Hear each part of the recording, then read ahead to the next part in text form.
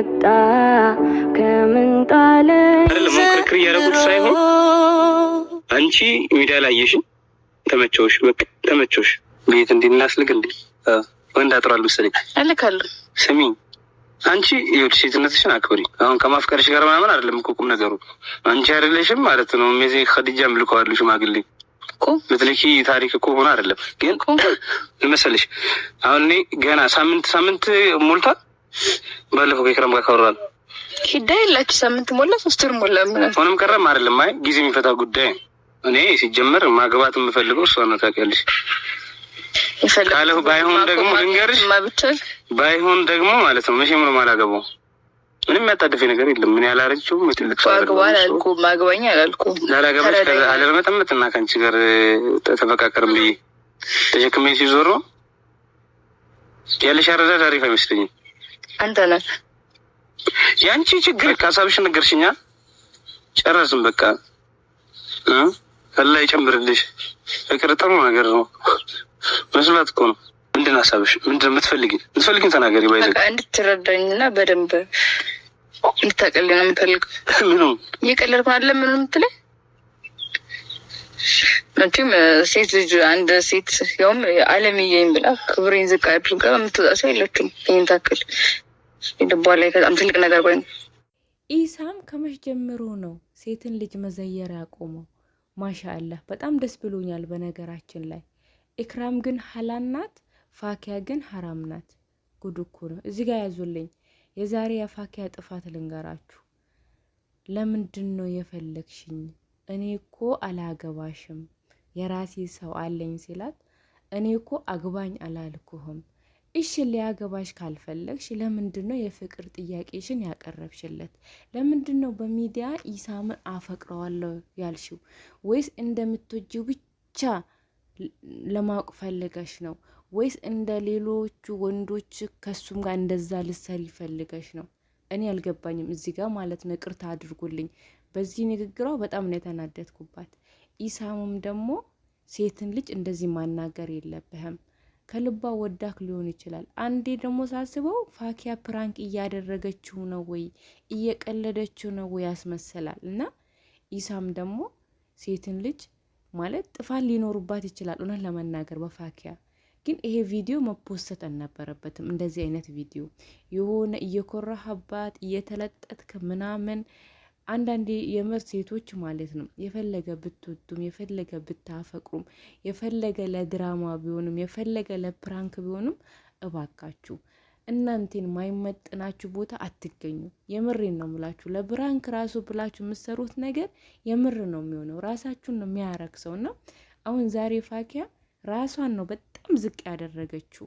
ማለት እሷ ፕራንክም ሊሆን ይችላል ተመካክሮም ሊሰሩ ይችላሉ። ግን የኢሳም ሐረካት አበደን ማይመችና ከሷ ጋር ማየት ማይመጥን ነገር ነው።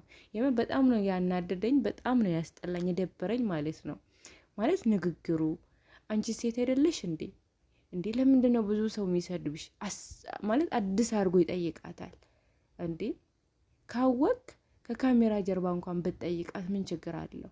በቃ እንደዚህ ነገር አታድርጊ ማለት ሙስሊም እህትክ ናት ማለት የምር በጣም ነው ያሳዘነችኝም። የሆነ ፓርት ደግሞ አናደኛለች፣ የሆነ ፓርት ደግሞ አሳዘነኛለች። አንዳንዴ ታላቅ ከሌለ የሆነ ሰው ከጎናችሁ ከሌለ ሰብስቦ የሚይዛችሁ ከሌለ የሆነ የሚዲያው የሁሉም ነገር መጫወቻ ነው የምትሆኑት። የምሬን ነው የምላችሁና ዛሬ ፋኪያ በጣም ነው ያሳዘነችኝ እውነት ለመናገር።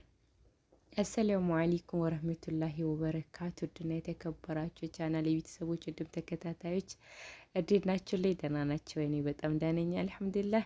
ዛሬም በድጋሚ ቪዲዮ መጥቻለሁ። ቪዲዮ መግቢያ ላይ እንዳሰማኋችሁ ነው ፋኪያ ከኢሳም ጋር ዛሬ ተገናኝታ መገናኘቷ በጣም ደስ ብሎኛል እውነት ለመናገር። እኔ ድራማ ነበር የመሰለኝ ማለት ከነ ኢሳም ጋር ተመካክራ ምሰራ ነበር የመሰለኝ እና ግን የኢሳምን ሐረካት ስናይ ደግሞ እውነት ነው የሚመስለው።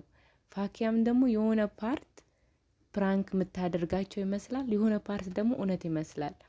እና እባካችሁ ሴቶችዬ የፈለገ ያንን ሰው ብትወዱት የፈለገ ድራማም ቢሆን የፈለገ ፕራንክም ቢሆን ራሳችሁን የሚያረክሳችሁ ቦታ አትገኙ። እኔ ዛሬ ቀስሜ ነው የተሰበረው እውነት ለመናገር። በነገራችን ላይ እነ ኢሳምንም ኢክራምንም በጣም ደጋፊያቸው ነኝ ማለት ይመቹኛል።